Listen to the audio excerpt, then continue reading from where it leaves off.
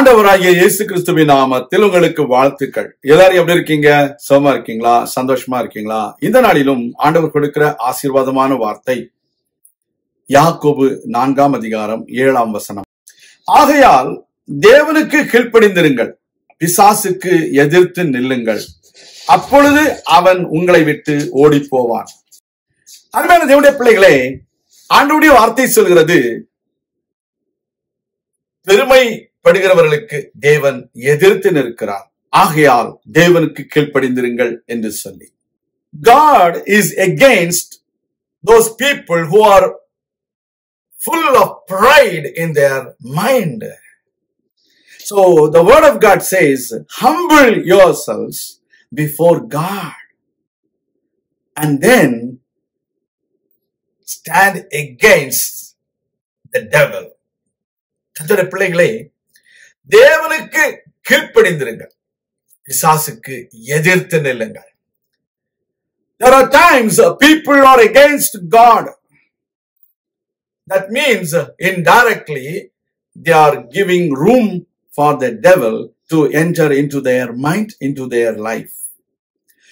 As people of God, we should always give respect to God. We should honor God. We should always praise God for every success that God gives us.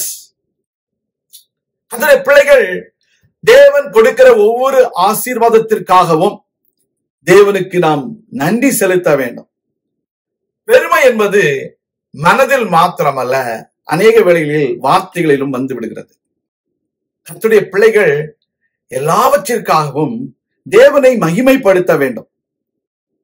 தேவனுக்கு நாம் ஸ்தோத்திரம், நன்றி செலுத்த வேண்டும். அதுதான் ஆண்டவருடைய எதிர்பார்ப்பு.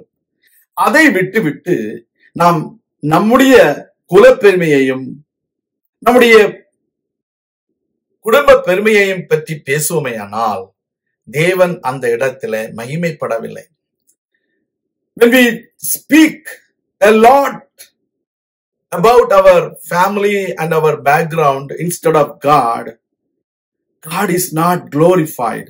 God is not magnified. Everything is by God's grace.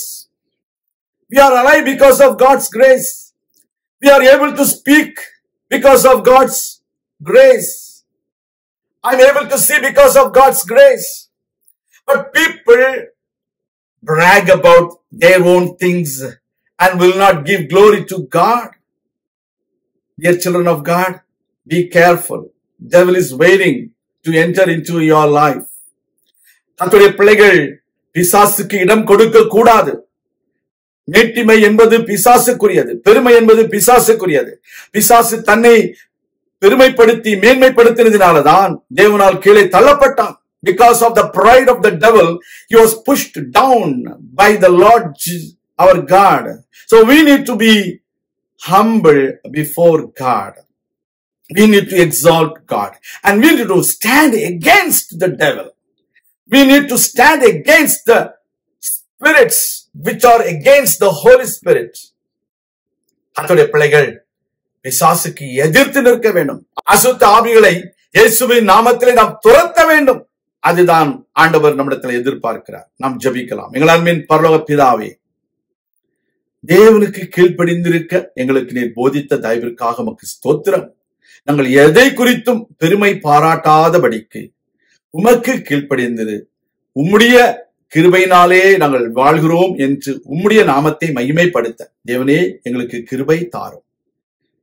உம்முடைய வார்த்தையின்படி வாழவும், பிசாசுக்கு எதிர்த்து நிற்கவும் கர்த்தாவே எங்களுக்கு உதவி செய்தரணும்.